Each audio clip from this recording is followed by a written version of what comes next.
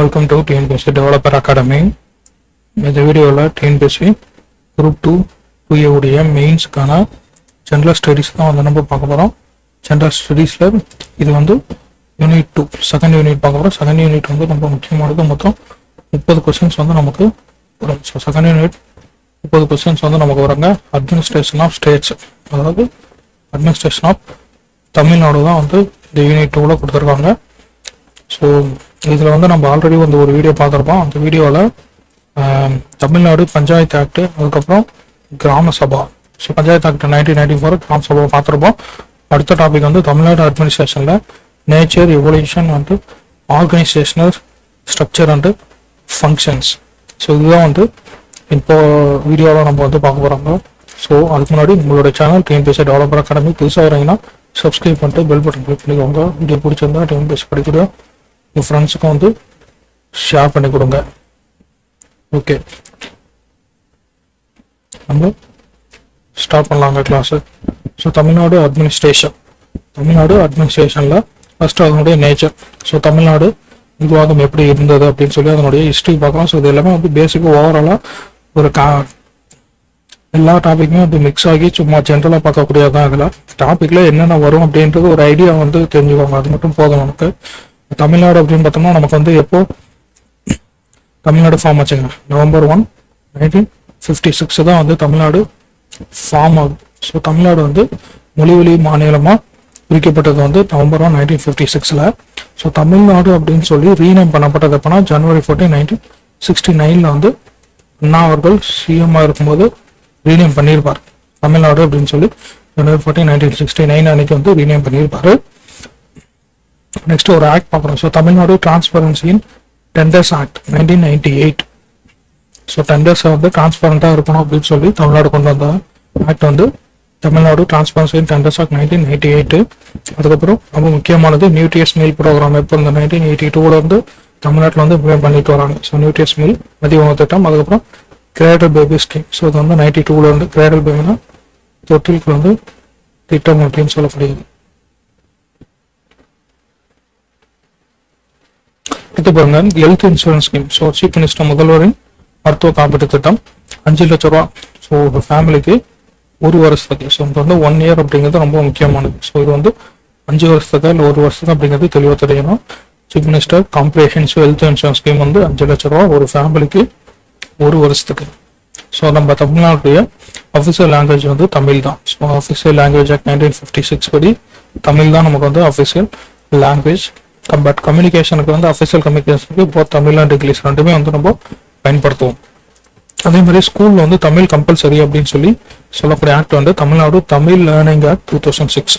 Tamil learning act 2006 தான் தமிழ் வந்து கம்பல்சரியாக ஸ்கூல் தமிழ்நாட்டில் இருக்கக்கூடிய ஸ்கூலில் பள்ளிக்கூடங்களில் தமிழ் வந்து கம்பல்சரி இருக்கணும் அப்படின்னு சொல்லி கொண்டு வரப்பட்ட act Tamil Nadu Tamil learning act 2006. So அடுத்து வந்து பார்த்தோம்னா தமிழுக்கு கிளாசிக்கல் லாங்குவேஜ் ஸ்டேட்டஸ் கொடுத்தது வந்து எப்போனா 2004 கொடுத்துருப்பாங்க. கிளாசிக்கல்னா செம்மொழி அப்படிங்கிற அங்கீகாரம் கொடுத்தது 2004. அடுத்து வந்து பாருங்க, தமிழ்நாட்டோட கவர்மெண்ட்டுடைய எம்பளம் சின்னம் வந்து Srivilliputhur Andal temple tower. So அந்த கோயிலுடைய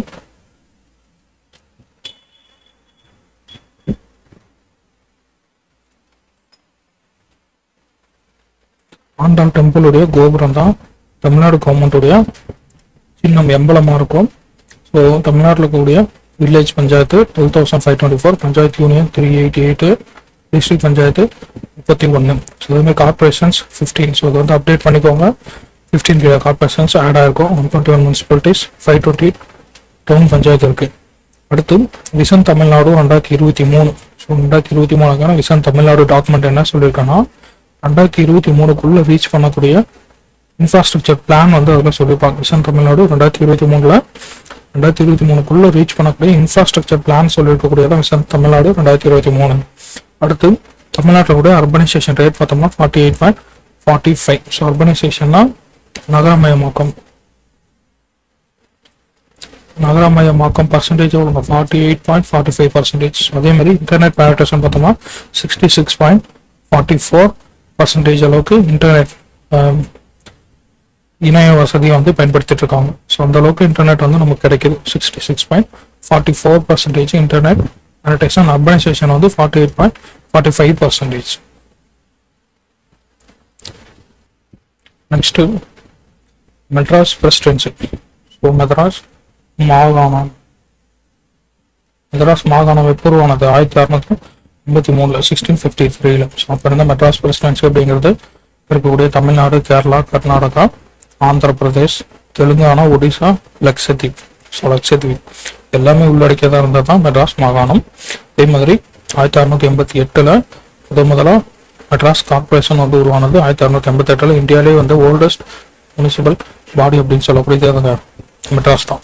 மெட்ராஸ் கார்பரேஷன் தான் 1688 அமைக்கப்பட்டது, ஓல்டஸ்ட் முனிசிபல் பாடி. 1871 லோக்கல் செல்ஃப் கவர்மெண்ட் வந்து இன்ஸ்டிடியூஷன்ஸ், அதாவது உள்ளாட்சி அமைப்புகள் வந்து கொண்டு வரப்பட்டோம். 1871 உள்ளாட்சி நிறுவனங்கள். 1871. ஸோ அதெல்லாம் பிரிட்டிஷ் கவர்மெண்ட்ல பாக்குறது. அதே மாதிரி மெட்ராஸ் மாநிலத்தோட முக்கியமான ஆளுநர்கள் பார்த்தோம்னா தாமஸ் மன்றோ. ஸோ இவர் வந்து ரைத்தோட சிஸ்டத்தை வந்து கொண்டு வந்திருப்பாரு. அதுக்கப்புறம் லார்ட் எல்பின்ஸ்டோன், இவர் வந்து பிரசிடென்சி காலேஜ் வந்து கொண்டு வந்திருப்பாரு. அடுத்து லார்ட் பென்ட்லேண்ட் வந்து நான்டெக்ஸ் எக்ஸ்போர்ட் ரிஃபார்ம்ஸை வந்து இம்ப்ளிமெண்ட் பண்ணவர் லார்ட் பென்ட்லேண்ட் அப்படின்னு சொல்லக்கூடிய. ஸோ அதில் ரொம்ப முக்கியமானது தாமஸ் மன்றோ தான். ரைத்தோரை சிஸ்டம் அப்படின்னு சொல்லக்கூடியதை இன்ட்ரோடியூஸ் பண்ணியிருப்பாரு சென்னையில். அடுத்து மாடர்ன் போலீஸ் சிஸ்டம். ஸோ 1859 இருக்கக்கூடிய காவல்துறை 1859 வந்து மாடர்ன் போலீஸ் சிஸ்டம் வந்து இன்ட்ரோடியூஸ் பண்ணப்போம். ஸோ 1857 கிரேட் ரிவோல்ட், பெரும்புரட்சி நடக்கும் இல்லைங்களா. அப்புறம் 1859 மாடர்ன் போலீஸ் சிஸ்டம் வந்து மெட்ராஸ் பிரசிடென்சியில் இன்ட்ரோடியூஸ் பண்ணுறாங்க. ஹைகோர்ட் ஆஃப் மெட்ராஸ் வந்து 1862. அடுத்து ரயில்வே பார்த்தோம்னா ஃபர்ஸ்ட் ரயில்வே லைன் வந்து ராயபுரம் டு ஆர்காட் 1856. ஸோ இதெல்லாம் வந்து பாருங்க, அந்த 1857 சுற்றி நடக்குது. இதெல்லாம் ஃபர்ஸ்ட் ரயில்வே லைன் வந்து ராயபுரம் டு ஆர்காட் 1856. அதுக்கப்புறம் 1876 பக்கிங்ஹாம் அண்ட் கர்நாடிக் மில்ஸ் வந்து தொடங்கப்பட்டது 1876. அதுக்கப்புறம் சதி ஒழிப்பு 1829. விடோ ரீமேரேஜ், விதவை மறுமண சட்டம் வந்து 1856. Age of consent act 1891. So இந்த ஆக்ட்லாம் வந்து பிரிட்டிஷ் கவர்மெண்ட் கொண்டு வந்தது. அடுத்து உட்ஸ் டிஸ்பேச் அப்படின்னு சொல்லக்கூடியது 1854 வந்து உட்ஸ் கல்வி அறிக்கை. ஸோ டிஸ்பேச், ஸோ கல்வி அறிக்கை அப்படின்னு சொல்லக்கூடியது. ஸோ ஃபவுண்டேஷன் ஃபார் மாடர்ன் எஜுகேஷனுக்கு ஃபவுண்டேஷன் வந்து இந்த உட்ஸ் டிஸ்பேச் 1854. அதே மாதிரி யூனிவர்சிட்டி ஆஃப் மெட்ராஸ் வந்து கொண்டு வந்தது 1857. கரெக்டாக ரிவோல்ட் நடந்த டைமில் யூனிவர்சிட்டி ஆஃப் மெட்ராஸ் வந்து அதே இயரில் கொண்டு வந்திருப்பாங்க. அதே மாதிரி ஃபர்ஸ்ட் பிரைவேட் காலேஜ் வந்து பச்சாபாஸ் காலேஜ் 1842 கொண்டு வந்திருப்பாங்க. இந்தியன் தினாவ் கூட ஐபிசி 1860, கிரிமினல் ப்ரொசீஜர் கூட 1861. அடுத்து பாருங்க, ஸ்டேட் ரீஆர்கனைசேஷன் ஆக்ட் 1946 படி மெட்ராஸ் ஸ்டேட் வந்து உருவாகுது. ஸோ அதுக்கு முன்னாடி பார்த்தோம்னா 1953 ஆந்திரா, 1956 கேரளா, அப்புறம் கர்நாடகா ரெண்டுமே வந்து பிரிச்சப்படும். ஸோ 1953 ஃபர்ஸ்ட் மொழிவாரி மாநிலம் ஆந்திரா. அதுக்கப்புறம் 1956 வந்து கேரளா, அப்புறம் கர்நாடகாவும் ரெண்டாக பிரியுது. 1969 தமிழ்நாடுன்னு ரீநேம் பண்ணப்படுது. ஸோ 1954 to 63 யார் இருந்திருப்பார்? காமராஜர் தான் முதல்வராக இருந்திருப்பாரு. அப்போ இருந்த கவர்னர் வந்து ஸ்ரீ பிரகாஷ் அப்படின்னு சொல்லக்கூடியவர். தமிழ் யூனிவர்சிட்டி தஞ்சை, தமிழ் பல்கலைக்கழகம் 1981 வந்து கொண்டு வரப்பட்டிருக்கும். தஞ்சை தமிழ் பல்கலைக்கழகம் 1981. அடுத்து முக்கியமான சோசியல் ரிஃபார்மர்ஸ் பார்த்தோம்னா ஈவே ராமசாமி. ஸோ வந்து செல்ஃப் ரெஸ்பெக்ட் 1925.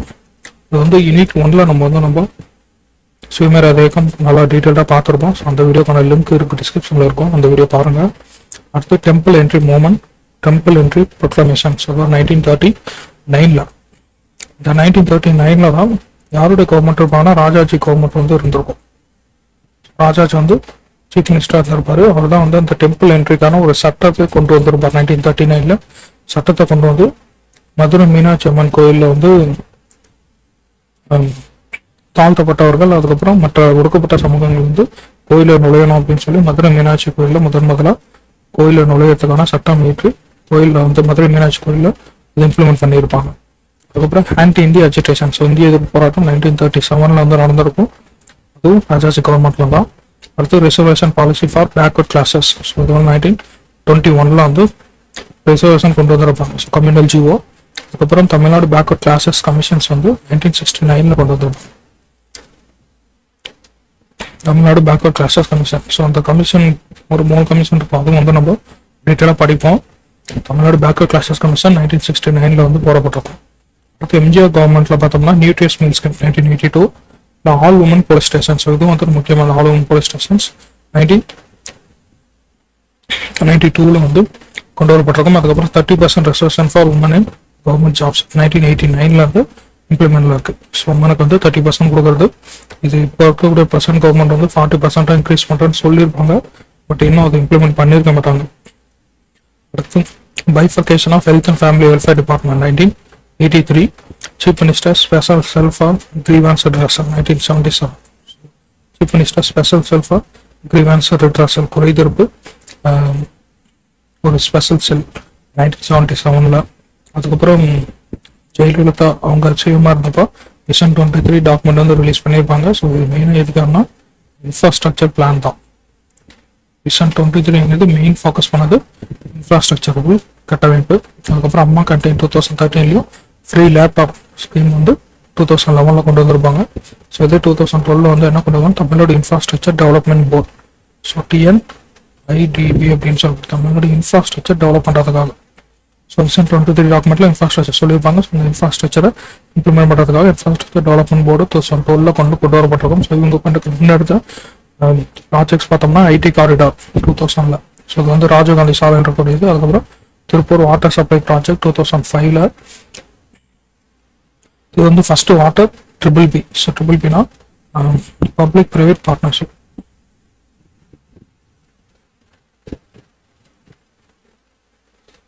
பப்ளிக் பிரைவேட் பார்ட்னர்ஷிப்பை உருவான முதல் வாட்டர் சப்ளை ப்ராஜெக்ட் வந்து திருப்பூர் வாட்டர் சப்ளை ப்ராஜெக்ட் 2005. அடுத்து வந்து கருணாநிதி கவர்மெண்ட்ல வந்து slum clearance board. So 1970 slum கிளியரன்ஸ்னா குடிசை மாற்று வாரியம்.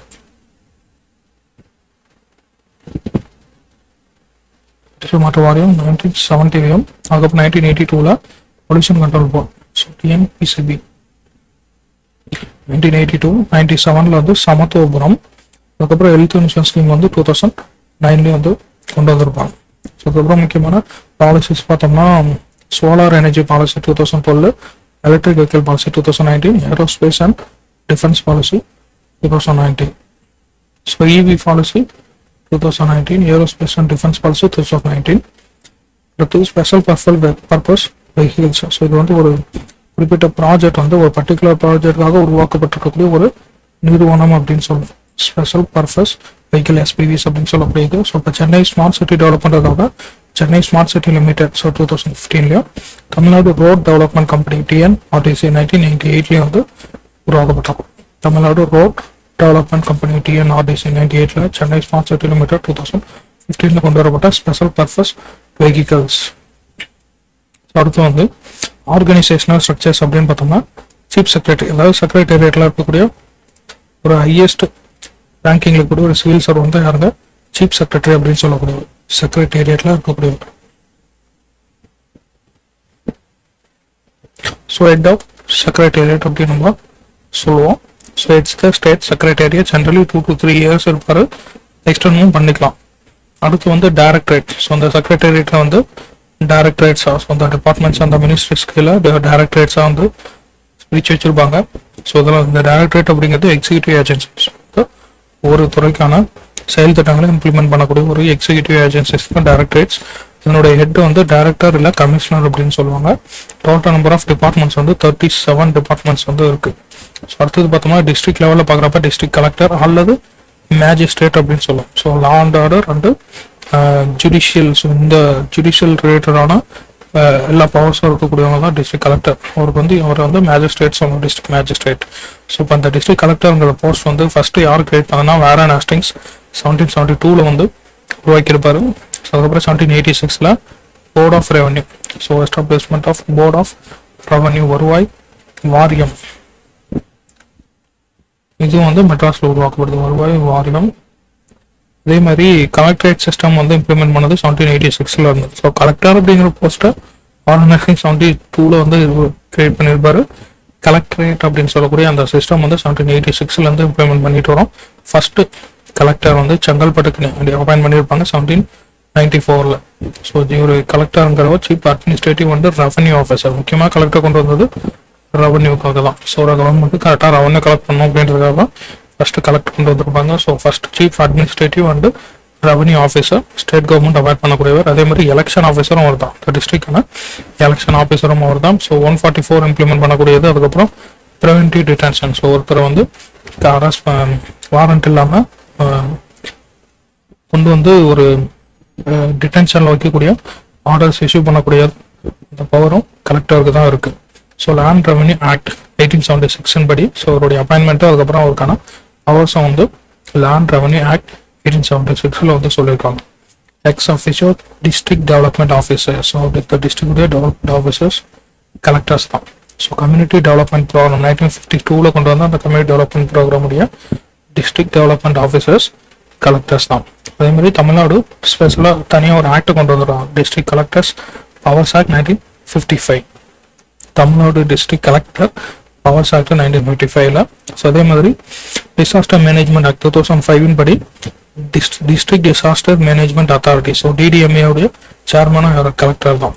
ஸோ ஆர்டிகல் 311 ஸோ 311 என்ன பண்ணுங்க, அந்த சிவில் சர்வெண்ட்டுக்கு ப்ரொடெக்ஷன் கொடுக்கும். ஸோ அதாவது எனி ஆர்பிட்ரரி டிஸ்மிசல், ஸோ உங்களுக்கு வந்து இந்த செக்யூரிட்டி ப்ரொடெக்ஷன் இருக்கணுன்றதுக்காக கொண்டு வரப்பட்டது கான்ஸ்டியூஷனில் இருக்கக்கூடிய ஆக்டை தான் 311.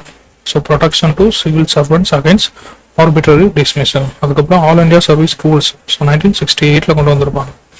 All India services conduct rules 1968. So இதெல்லாம் வந்து கலெக்டரை பற்றி இருக்கக்கூடிய பாயிண்ட்ஸ். ஸோ இப்போ தமிழ்நாட்டில் இருக்கக்கூடிய கலெக்டர்ஸால் முன்னெடுக்கப்பட்ட முக்கியமான இனிஷியேட்டிவ்ஸ் அப்படின்னு நம்ம பார்த்தோம்னா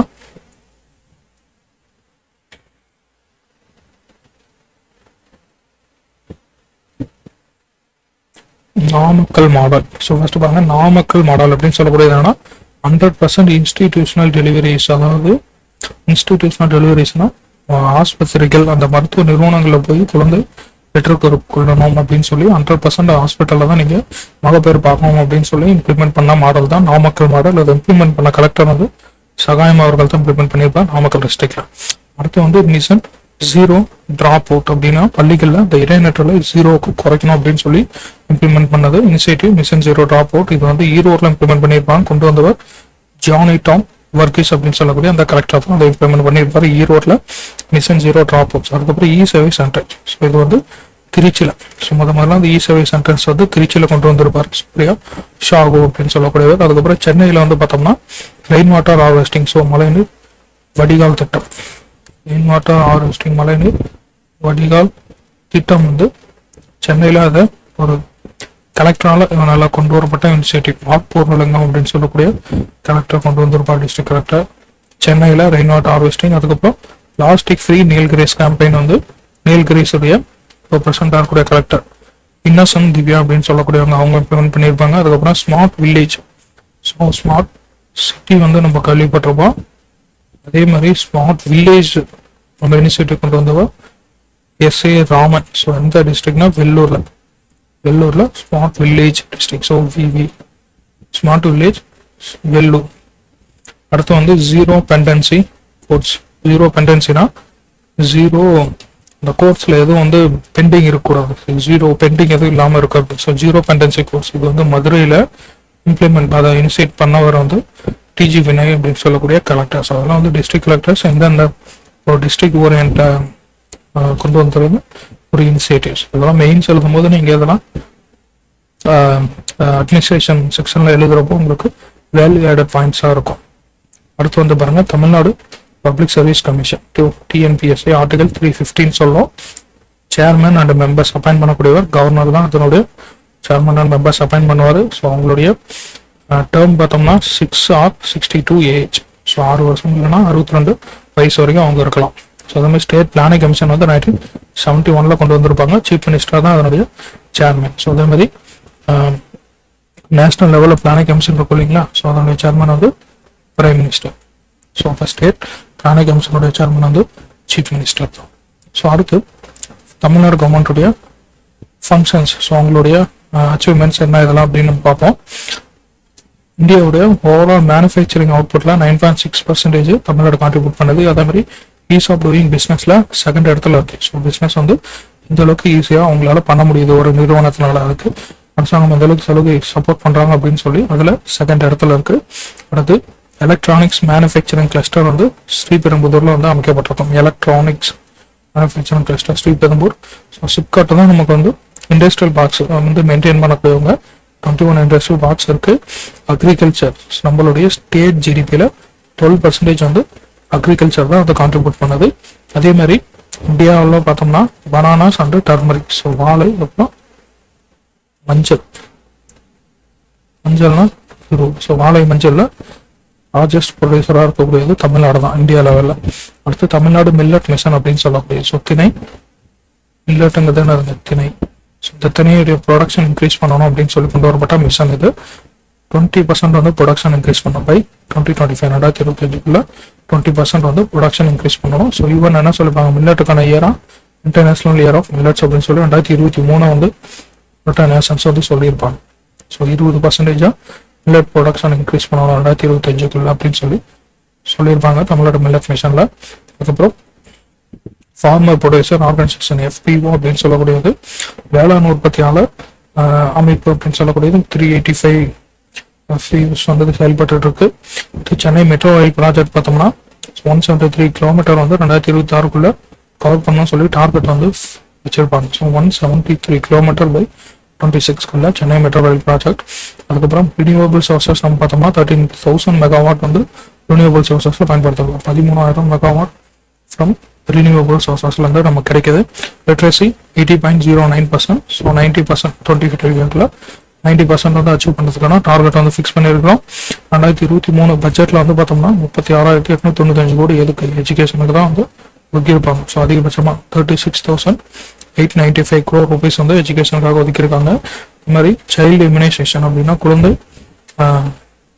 இம்யூனைசேஷன் என்ன சொல்லுவாங்க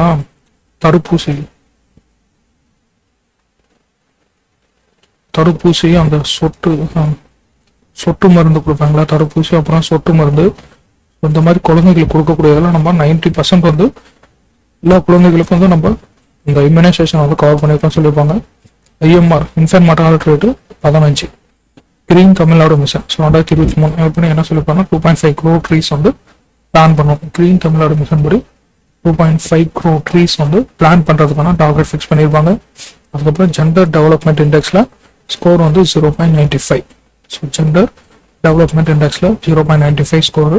ஸோ விஷன் 2030 ஸோ விஷன் 2023 ஒன்று பார்த்துருப்போம். 2030 விஷன் 2030 பிளான் என்னன்னா $1 trillion எக்கானமி வந்து அச்சீவ் பண்ணணும். அப்படின்னா பை 2030 2030 $1 trillion எக்கானமியை அச்சீவ் பண்ணணும் அப்படிங்கிறது விஷன் 2030 அப்படின்னு சொல்லக்கூடிய பிளான். ஸோ இதெல்லாம் வந்து சும்மா ஒரு ஓவராலாக இந்த அட்மினிஸ்ட்ரேஷன் அப்படின்னா அதுக்குள்ள என்ன வரும் அப்படின்னு சொல்லி ஒரு டிராஃப்ட் மாதிரி கொடுத்துருக்கேன். ஸோ டிராஃப்ட் மாதிரி நம்ம இதில் பார்த்துருக்குறோம். இதை வச்சு நீங்கள் மெயின்ஸ் எழுதுறதா இருந்தால் இதை நம்ம எப்படி ஒரு சப்மிட்டிங் கொடுத்து எழுதுறது அதை நீங்கள் ஃபர்தராக நீங்கள் வந்து மெயின்ஸ் எழுதும் போது டெவலப் பண்ணிக்க வேண்டியதான். இது வந்து கம்ப்ளீட்டாக இது வந்து 2 year MCQ எழுதும் பொழுது இது மெயினாக ரொம்ப யூஸ்ஃபுல்லாக இருக்கும். நம்ம வேற ஒரு டாபிக்ல நெக்ஸ்ட் கிளாஸ்ல பார்ப்போம்.